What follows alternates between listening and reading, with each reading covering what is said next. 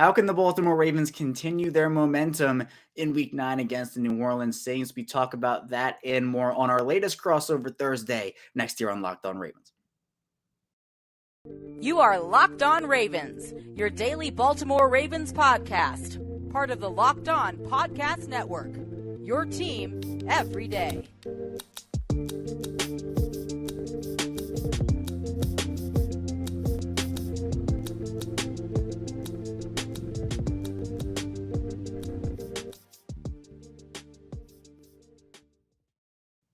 And we are back here with another episode of Locked On Ravens, your daily Baltimore Ravens podcast. I'm your host, Kevin Oestreicher of Ravens Wire. We're here on the Locked On Podcast Network, your team every day. Thank you so much for tuning in, making us your first listen of the day. We're free and available on all platforms, including over on YouTube. And if you hear us on YouTube in video form, be sure to like this video, subscribe to the channel. If you hear in audio form, be sure to follow along, whether that is Apple Podcasts, Google Podcasts, Spotify. We're there anywhere for you. We put out daily Ravens content 5 days per week. And thank you, everybody, for your continued support. But today we're going to be diving into a crossover Thursday with Ross Jackson of Locked On Saints. Baltimore obviously playing on Monday Night Football in Week 9. So we still have a little bit of time before that game. Baltimore on the mini bye of their life right now, from Thursday Night Football all the way to Monday Night Football. But we're going to be diving into key players, key matchups, key storylines, and more. A quick side note here before we do get into the show, just some Ravens news, notes, and quote stuff. Roquan Smith talked to the media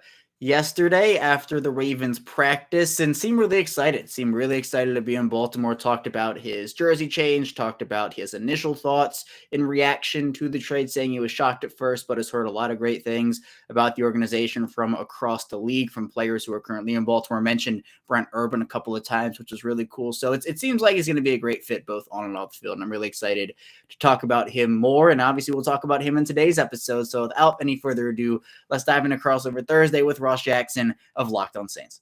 What is going on, Ravens fans, Saints fans? We are here for you on this Locked On Podcast Network crossover Thursday. Locked On Ravens, Locked On Saints, your daily podcast covering the Baltimore Ravens and the New Orleans Saints every single Monday through Friday. Proud part of that Locked On Podcast Network, your team every day. Thank you so much for making our shows your first listen of the day every day. Don't forget, we're free and available on all podcast apps and on YouTube as well. Today, it is Kevin Oestreicher over at Locked On Ravens, Ross Jackson over at Locked On Saints, bringing you everything you need to know about this New Orleans Saints, Baltimore Ravens Monday Night Football matchup. We thank you very much for being here with us. Kevin, before we start to break this down, I want to tell the folks about PrizePicks right quick. You mind if I tell the folks about PrizePicks right quick? Go ahead. Do it. I got to tell the folks about PrizePicks right quick. Every single crossover Thursday you hear here across the Locked On Podcast Network is brought to you by our friends over at PrizePicks. You can go ahead and check them out. PrizePicks is so much fun, and it is so easy to play. You're not competing with other players. It's just you versus the house, and all you have to do is beat projections effectively. So you pick 2 to 5 players, and you choose whether or not they're going to score higher or lower, more or less than their PrizePicks projections. You go up to 10 times your entry by getting those right. It could literally take you like 60 seconds. Like Kevin just put his in while I was talking to you about all this.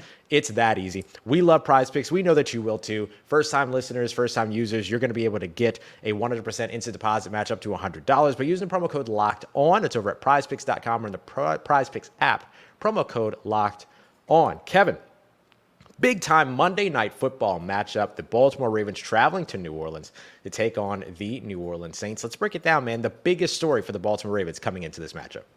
Yeah, Ross, it has to be Roquan Smith and the acquisition of Roquan Smith. Now, it's expected he's going to make his debut on Monday, and Baltimore has had the mini bye to the max, I will say, because they played on Thursday night against Tampa, and then now they play Monday night against the Saints. So without a bye week, this is probably I think it is the most rest time you can have in between 2 games from Thursday to Monday. Smith is, the reported acquisition is on Monday. It's made official on Tuesday. This is a player that's going to slot it on this defense. He can play next to Patrick Queen, play off a ton of really talented playmakers. And it is an all-in move for the Ravens that gave up a 2nd-round pick, a 5th-round pick, and also A.J. Klein is a little sweetener in there as well. New Orleans Saints legend, A.J. Klein. Yes, I was going to say. So, yeah, you still have the Saints, Ravens. You had Ravens legend James Hurst over there in New Orleans. That's right. Couple of crossovers, but Roquan Smith, so many people are so excited. No, he's he's not a wide receiver. He's not going to go out there and run a slant for the Ravens. That was a big talking point. Would they go out there and get a wide receiver? But Smith is somebody who is absolutely a needle mover, and going up against the Saints offense that does have talented playmakers despite the injuries they've gone through this season, he's going to be a guy that I think makes an immediate impact. Again, assuming he does play, but it feels like he probably will. Yeah, we're going to get to key matchups in a little bit as we break down the ones that can decide this game. But you have to imagine Roquan Smith versus Alvin Kamara, Roquan Smith versus Taysom Hill, and of course Patrick Queen in the mix there too. Those second-level players on that Baltimore Ravens defense, which is what I think of when I think of the Baltimore Ravens. I think of second-level players, right? Ray Lewis, so on and so forth. I mean, that's going to be a ton of fun to watch. The last time that these two players matched up, Roquan Smith and Alvin Kamara, it was back in 2020, Week 8. I guess, if I remember correctly, Roquan was injured during the playoff matchup, but he was targeted 5 times in coverage when he was the nearest defender to Alvin Kamara, according to Pro Football Focus, allowing 3 catches for just 1 yard. So not too shabby, I would say, up against the guy that just like went off against the Las Vegas Raiders defense for sure. You got to feel pretty comfortable. Do you feel better about that matchup now? Like, did you look at Alvin Kamara and then like kind of be worried about that at first, and then Roquan comes to town and you're like, oh, okay, feel much better? Well, I think you always have to be worried about Kamara when he's on the field. I mean, Sure. he is just that special of a talent. And again, he didn't have any touchdowns going into last week. Absolutely just goes on a tear. A heater, has 3. So hopefully he got the heater out of the way last week and it'll be no touchdowns this week, at least from the Baltimore perspective. But I think Smith does make a difference and does make an impact. I mean, this is somebody who is one of the better coverage linebackers, one of the best in the league, pursuit, sacks at his position. He does a lot. You know, he's someone who is a somewhat high risk, high reward player, but the chances that he takes, most of them do pay off. And he's someone who a lot of people are thinking heading into this week's matchup against the Saints, you can never have enough good football players on your team, right, especially for a defense that has actually started to find its stride in recent weeks. Everybody looks back to the Week 2 Dolphins game where they allowed so many, it was just 60-yard touchdown, 40-yard touchdown. They blow the 21-point lead. But Mike McDonald, who is the new defensive coordinator over in Baltimore, I think he just needed some time to adjust to the NFL game. He was a defensive coordinator at Michigan. Coming over to the NFL, the college ranks and the NFL ranks, pretty different overall. So now we've seen them start to really, I think, hit their stride. And I think Smith going into that defense, again, it's a position now you have Smith and Queen and Malik Harrison and Josh Bynes. So it adds, not that Smith is a depth piece, he's a star, but he gives you more depth there and he's able to do, I think, a lot of things. And I think just a chess piece, especially for a guy like Kamara, who you're going up against, who himself is a chess piece. Yeah, absolutely. And Roquan right now so far on the season has been targeted 30 times as the nearest defender, 20 catches, 202 yards, a touchdown, but he's got 2 interceptions and a pass breakup as well. The guy is just an absolute beast. 10.1 yards per catch allowed, though, so hopefully Alvin Kamara will be able to take advantage of that. All right, biggest story for the New Orleans Saints is pretty simple. You're trying to see if you can continue or maybe build momentum off of the 24-0 shutout that you just had of the Las Vegas Raiders. Now, the Las Vegas Raiders defense is not equal to the Baltimore Ravens defense, but the New Orleans Saints offense has looked pretty good over the course of the past 5 games. They are up there in terms of yards, net yards per average. They're up there in terms of total yards. They're doing good work right now. So you just want to see them be able to build off of that. And honestly, I start to feel a little bit more confident about this New Orleans Saints team. And I think a lot of people will, if that offense continues to produce against this Baltimore Ravens defense. The other side of that coin, though, are you going to be able to limit Lamar Jackson? But we'll get to that in key matchups. What have you seen from this New Orleans Saints offense that might be a little problematic or could potentially be something that challenges that Baltimore Ravens defense? Yeah, well, I think one thing you have to look at for the Ravens defense is consistency and being able to adjust. I think a big part for me is the Saints can do so many different things. Again, even with the injuries they have had, and I'll continue saying this throughout the show, is they can do so much to confuse a defense, to get guys in positions, to make big plays. And I think a big thing that Baltimore's done this season is they have tried their hardest to limit those big plays, keep everything in front of them. Now, the Dolphins game, we're just going to throw that one out. It's a different story. We're not going to talk about that one because they did not do a good job in that game. But we're seeing the NFL shift to some of these too high looks across the league. And that is a big proponent of just keeping things in front of you. And we saw, like, even going back to last year, a lot of people peg the Ravens defense as like a bend, don't break unit where they will give up some short stuff. They'll let you go down the field a little bit. But then right at the 20-yard line, once you hit the red zone, it's going to be big for them to get that stop and force the Saints, in this case, into a kick. And my philosophy, I've said it multiple times, if you can hold an opposing offense to a kick every possession, so a punt or a field goal, with the offense that you have in Baltimore with Lamar Jackson, you should be able to win the game. So even if you give up a ton of yards to Kamara, if you give up yards to Andy Dalton, and Andy Dalton, by the way, is the Ravens' kryptonite dating back to Cincinnati. I mean, he had these crazy like Wonder Boy games where you would think, oh, Andy Dalton, this is gonna be easier than people think, and then all of a sudden he goes off for like 300 yards. Him and AJ Green were just oh man, back in those days. So we always got to worry about Andy Dalton over here in Baltimore. But if they can keep the big plays in front of them, I think it'll be really good for them. For sure. Hopefully they Andy Dalton and Chris Olave can continue the tradition. No. When it comes down to it. Kevin and I are going to break down some key matchups. What are the matchups that you need to be watching that could decide this game Monday night? We're going to break that down for you as we continue on with this crossover Thursday edition of Locked On Ravens and Locked On Saints. Before we get to that, it's BlueNile. Man, if you have maybe an engagement ring, right? You got a sweetheart in your life that you're ready to take the next step with, and you want to make sure that you're getting the right look for that special person, something as beautiful as they are. Well, BlueNile is absolutely the place that you should go. The original online jeweler, BlueNile offers the largest selection of independently graded diamonds and prices that are let's just say significantly below your traditional retailers. They have helped millions of people create the perfect engagement ring. You look for a tennis bracelet for your mom, for Christmas, something like that, like nice gifts, moments that you want to make sparkle. BlueNile helps you get it done with their 100% satisfaction guarantee. All of their orders are also insured. They ship free and in discreet packaging, so they don't give away a surprise that's inside. And they also offer that overnight shipping, just in case you don't watch this episode until 2 days before Christmas. Just saying. Make your moment sparkle with BlueNile. Go to BlueNile.com and use promo code LOCKEDON to save $50 on your purchase of $500 or more. That's BlueNile.com. Promo code LOCKEDON to save $50 on your purchase of $500 or more. BlueNile.com. Promo code LOCKEDON. All right, everybody, we are continuing on with this crossover Thursday. Locked On Ravens host Kevin Oestreicher is here. Locked On Saints host Ross Jackson is me, and we're here breaking all of this down. What are the key matchups that you need to be watching that could decide this Monday Night Football game? We're going to break that down here in just a sec, but we appreciate you as always for making Locked On Ravens, Locked On Saints your first listen of the day. For your second listen, make sure you're also checking out Locked On Sports today. From the games that matter most to the biggest stories in sports, go beyond the scoreboard and behind the scenes with the local experts giving you the insight that only Locked On can provide. That's Locked On Sports today, available on this app, wherever you're listening, YouTube, or wherever you get your podcast. Kevin, if there was one matchup in this Monday night game that you're going to be watching out for that could potentially decide the way that this game goes, what matchup are you watching most closely? Man, just one. I feel like for me, it has to be with Rashad Bateman, that injury being a little more serious than the Ravens anticipated. He's going to be likely out for this game.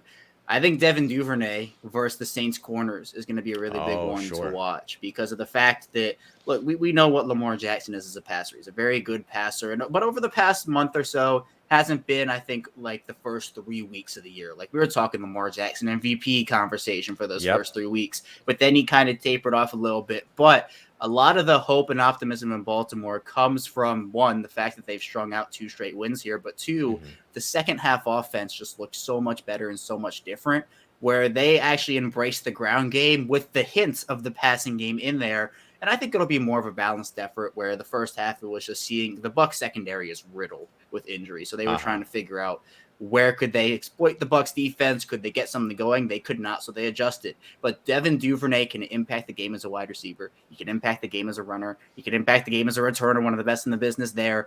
So him going up against these Saints cornerbacks, you have talented guys there, even in the potential absence of Marshawn Lattimore. You have to be able to throw the football.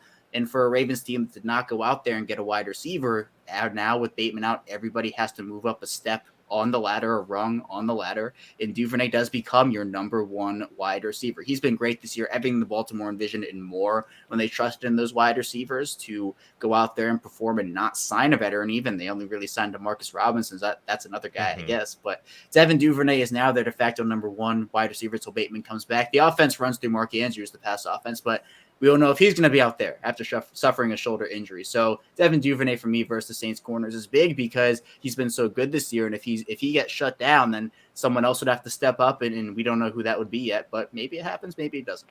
I love this. The Baltimore Ravens, we talked about this on draft night, right? Like, or all throughout draft weekend, that the Baltimore Ravens draft every wide receiver that I just fall in love with. Rashad Bateman, Devin Duvernay, James Prochet. I loved these guys coming in. And so, yeah, I look at maybe like Devin Duvernay. Some Saints fans and some folks might look at that and say, it's Devin Duvernay. I'm looking at it like, oh, that's Devin Duvernay. Like Right. I'm still treating him with wide receiver one respect because he can do so many different things. And because of how versatile this Baltimore Ravens offense is, he's going to line up all over the place. He's going to be everywhere. He's going to get matched up on guys that he shouldn't be matched up on. Like, they're going to know what they're doing over in Baltimore in terms of moving him around in those chess pieces there. And you've got two young corners. You have a second-year guy in Paulson Adebo who had a fantastic rookie season, kind of hit a little bit of a sophomore slump to start this season, looking a little bit better after this after this Las Vegas Raiders game. And then Alante Taylor, the rookie second-round selection out of Tennessee, has looked awesome through 3 games so far, but got to keep it going for sure. We talked about Roquan and Alvin. We talked about that matchup. We don't get to speak on Rashad Bateman and Marshawn Lattimore for this weekend. I know we were both really looking forward to that one. So then I think that my other matchup that I'm watching is Lamar Jackson versus the entire New Orleans Saints defense. Because Lamar Jackson forces you as an entire New Orleans Saints defense to watch for what he's doing. He himself creates conflict defenders. He puts these guys over on the edge where, am I going to hold contain, or am I watching for the RPO or the zone read or the zone read handoff, all these other things. So you put, when you have a guy like Lamar Jackson, it makes you play that sort of, it's becoming a cliche these days, but the 11-on-11 football. It means that everyone, in terms of eye discipline, which is something that the Saints have struggled with on the defensive side, it challenges all of that. So it's going to be tough for the New Orleans Saints to get it done. I don't know how they're going to approach it. So many teams have approached it different ways. Zone heavy with a lot of blitzing. Sometimes it's worked, sometimes it hasn't. Zone heavy with no blitzing. Sometimes it's worked, sometimes it hasn't. Spies with man everywhere else. Sometimes it's worked, sometimes it hasn't. The Saints have a lot of athleticism on their second level, so I wouldn't be surprised if they just kind of mush rush with the defensive line and then maybe go 3 safety a lot, get guys like Demario Davis, Pete Werner, Justin Evans, Tyrann Mathieu, and Marcus May all on the field together, and then have those 2 corners on the outside. I wouldn't be surprised if they go that route. Or if they even go bare down on the defensive line to get an extra defensive lineman up there, since Lamar Jackson likes to do so much right up the middle, or Baltimore likes to do so much with him right up the middle. He's such a challenge, Kevin. Like, what do you do to slot? What does work against Lamar Jackson? Yeah, it can be tough, but I think for him, it's just getting him out of a rhythm. I think when he isn't in a rhythm, sometimes it can be hard for him to find it, and not all the time. Like, he is someone who, like, just like that, can turn it on and be really great. But right. It does depend. I mean, he's been pretty good against the blitz this year. I mean, at least compared to what happened last year, especially in that Miami game on Thursday Night Football, which was pretty much the beginning of the end of Baltimore's season. But then Miami starts to blitz him a ton in there. Well, it was a loss again in week 2, but he beats it. He was great against it. He was great against the blitz. Being able to get him out of a rhythm, getting the Ravens into it's almost like making the Ravens beat themselves, because they have done that multiple times before. Now it comes down to penalties and comes down to little mistakes here and there. But I think with Lamar Jackson, he's just such a hard guy to stop in so many ways, because we've seen the improvements as a runner, as a passer, and particularly with passing. I think he has become a better decision maker. There have been times this year where the decisions have not been great, especially, you go back to week 6 against the Giants on that play with the bad snap, and instead of just throwing it away, which, I think a lot of quarterbacks would have done, he throws it into double coverage to Patrick Ricard as fullback. And that ends up being an interception, and the Ravens lose the game off of it. So Saints fans just had flashbacks of Drew Brees throwing an interception to a fullback down the left sideline on a vertical. Like, everyone was like, what's going on? Right. Oh my God. It is crazy though, because the way that he's evolved as a passer has been so amazing to watch. But I do think getting him out of a rhythm and also just getting the Ravens defense into second and long, third and longs is going to be the best thing for them. But when the Ravens are in those like third and five, third and fours, you mentioned Lamar up the middle. The Ravens love to use those motions across, they'll motion Devin Duvernay across. Yeah. It used to be J.K. Dobbins, but Dobbins obviously on injured reserve right now. But they motion Duvernay across, they do the fake little handoff, and then Lamar Jackson just sprints up the middle. And literally every time it's either a first down or a touchdown, because he is just so dynamic with the football in his hands. So in order to stop Lamar Jackson, it's going to be a tough task. It is possible, but it is a hard one. I just realized the marquee matchup here is Lamar Jackson versus Taysom Hill. Which play is going to be more unstoppable? Taysom Hill's QB power or Lamar Jackson and the zone read up the middle or the play action up the middle? This is why you come to the Locked On Podcast Network, because we give you that good. All right. Coming up next, we're going to take a look at predictions. Kevin's going to make his about how he thinks this game is going to go. I'm going to make mine about how I think this game is going to go, and then we'll recap all of it. A couple of matchups that we didn't get an opportunity to touch on. Chris Olave versus the secondary in Baltimore.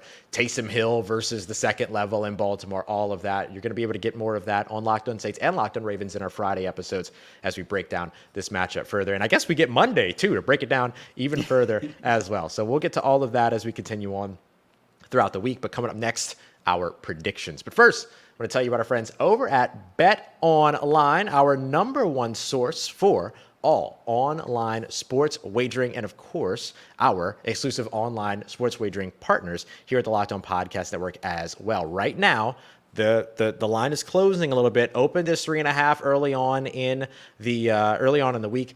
I guess a lot of folks started to bet the Saints in that case, with being the home team at more than 3 points. An underdog now 2.5 points separates to 2, with the Ravens being the favorite. So if you like the Ravens in this matchup, if you like the Saints in this matchup, or you like the Saints against the spread, you can go and check it out. Remember, the Saints only have one win so far this season when they are home dogs, and that just happened this past week, and home field advantage has been a little shaky in New Orleans. So just some things to consider so that you can run up the money in the Baltimore Ravens, and then hopefully that makes the New Orleans Saints win. I don't know. We'll see how it all goes. But you can check that out over on BetOnline. They've got NFL, NBA, MLB. I'm sure they'll have pickleball eventually, but they've also got things like esports and golf, a whole bunch of stuff you can check out. So go check them out today. BetOnline, where the game starts. All right, everybody, we are wrapping up this episode of Locked On Ravens, Locked On Saints crossover Thursday. Thanks so much for being here. Kevin Ostreicher, host of Locked On Ravens. What is your prediction for this matchup? Yeah, this is one where, well, honestly, we're talking about matchups in the last segment. I wish we were able to see Marcus Williams go up against the Saints. We don't get the Marcus Williams revenge game. Darn, I'm so disappointed. My goodness. He was balling out in Baltimore, by the way. He was a phenomenal, as you know, he's a phenomenal player. But my prediction in this one, they'll win for Marcus Williams. They will say, you're not able to go out there. We will go get this win for you. So I'm gonna say Ravens win here. I think that with the momentum they have built over these past 2 games, this is their first win or loss streak of the year. Before they had flipped, it was win, loss, win, loss, win, loss, win, and then finally they get another win. So I'm going to say that this is I always say it's a closer game than people anticipate. I do think it will be. I'll say the Ravens win this one 30-24. Oh. And so more of a high-scoring game than maybe some people think, but I think the Baltimore offense really did hit their stride. I think that the Saints offense can do some stuff against this Baltimore defense, but if the Ravens defense adjusts, then I think it could be more of a blowout in Baltimore's favor. But I think the Saints are a talented team, and the Saints defense also has some talented players on it. So I'll go 30-24 Ravens. I think Lamar will have a good game in this one, and the Ravens will be a more balanced offense, and I think that'll work in their favor. I try to be very, very objective on this show, and I choose the Saints to lose when I think that they will. I choose the Saints to win when I think that they will. Today, I'm going to choose the Saints to win because I think that they can. So it's a little bit of a different designation, a little bit of a different approach for me than usual. I think if the Ravens win, it's like 23-10. Like they just march in, march out, everybody goes home. But I think that the New Orleans Saints can win this game. I think that the New Orleans Saints need to win this game. And I think that's a deciding factor for them because it's different. It's not that they need to win because of desperation. It's that they had such an impressive showing last week that this is probably the most that they believed in themselves since week 2 after the 16-point comeback at Atlanta. And they get to go back-to-back at home. And the home field advantage last week was outstanding. So I'm going to take the Saints to actually win this week. And I surprised myself because I haven't changed any of my preseason predictions so far in terms of the way that I pick the season so far. This is the first time that I'm changing one of my preseason predictions. I'm going to take the New Orleans Saints to win, but it's going to be like 24-21, like it's a last-second field goal. Now, this would be a big thing for Will Lutz, who's missed 5 field goals already this season, which is tied for his second highest total in his career. Maybe Justin Tucker misses another field goal instead of an extra point. Sorry to bring that up, but like these are the things that have to go right for the Saints in order for them to win this game, though. And I think somehow, some way, they will find a way for all the things to go right, and they'll execute. And maybe it's the Ravens that are shooting themselves in the foot for a change against the Saints, when the Saints have been the team usually shooting themselves in the foot. I know usually so far this season when the Ravens have lost, it's because they've shot themselves in the foot. I think the Saints need that luck to go that way as well. So I'm going 24-21 in favor of the New Orleans Saints, shocking even myself. All right, let's wrap this up with a quick recap. Biggest story for those Baltimore Ravens. Yeah, I'm excited. I'm excited for Roquan Smith. I think that he's going to be able to make an impact, again, assuming he does play. But this is the type of game. It's prime time. It's Monday night under the lights. This is actually Baltimore's final primetime game of the season, barring any late season flexes, right, which maybe we will see. But Baltimore back-to-back primetime games going for 3 straight wins. It's funny, Ross, you talk about the momentum aspect of things and how the Saints, again, they got that win and now they're believing in themselves. So it was the same thing for Baltimore last week. They beat Cleveland after stuff went wrong. Justice Hill fumbled deep in Cleveland territory and gave the Browns a shot to win the game. And you're thinking, oh, like, here we go again. They're going to lose. But they win. They pull it out. And so that was a big momentum step for them. And I think it helped them beat Tampa Bay even after a slow start. So with New Orleans, I think you go in with that same mindset. But adding a player like Roquan Smith to this defense that is already finding its stride, I think it's such a big thing. Good. And while, again, wide receiver was a very big talking point trade-wise, just as it was in free agency, adding somebody, a veteran. It didn't happen either way. But adding Smith to your defense just makes it so much better. Yeah, absolutely. For the New Orleans Saints, biggest story, simple. You're trying to keep the momentum going. You're in the only division in the NFL that doesn't have a team with a winning record. You're in striking distance still, even though you're 3-5, and usually you'd be starting to get counted out at week 9. Saints want to keep themselves alive there. And by the way, you're also looking at health here over the course this week. Will Adam Troutman be available? Will Jarvis Landry be available? Those are going to be names to watch out for. Key matchups. For the Saints side, I think it's all about Lamar Jackson up against that New Orleans Saints defense. Can the Saints defense find a way to put a cap on what Lamar Jackson is able to do? He's one of those players that, I'll use the old cliche, you don't stop him, but you got to try to limit him. So that's exactly where I think the Saints go there. From your perspective, the big matchup that you're watching. You got to be Devin Duvernay for me against the Saints corners. And I know we talked a bit about that Lamar Jackson key versus Taysom Hill key. But that's a great one. Taysom Hill is not a budget Lamar Jackson. I will end with that one. You're right. Lamar Jackson is a budget Taysom. No, I'm just kidding. I'm joking. I couldn't even finish it. I won't even make that joke. Lamar Jackson is like one of my favorite players in the entire league. I could not possibly make that joke. And then when it comes to predictions, Kevin's got the Baltimore Ravens 30-20. What was it? 30-24? 30-24, yep. 30-24. Okay, great. And then I've got the Saints 24-21, Will Lutz being the difference there in that foot. Kevin, such a pleasure. Always a pleasure to be able to speak with you. Make sure you're all checking out Locked on Ravens, Locked on Saints here throughout the rest of the week, Friday and Monday, to get you ready for Monday night's kickoff of the Baltimore Ravens coming to town to take on the New Orleans Saints. We appreciate you very much as always. Make Locked on Ravens, Locked on Saints your first listen of the day every day. Don't forget to go and check out that Locked on Sports Today podcast. Everything you need from around the world of sports. Biggest stories, best breakdowns, take of the day. You can find on the Odyssey app or wherever you get your podcast. For Kevin Ostreicher, I am Ross Jackson. Thank you very much for joining us here, and we hope that you'll keep it locked here on the Locked On Podcast Network, your team every day.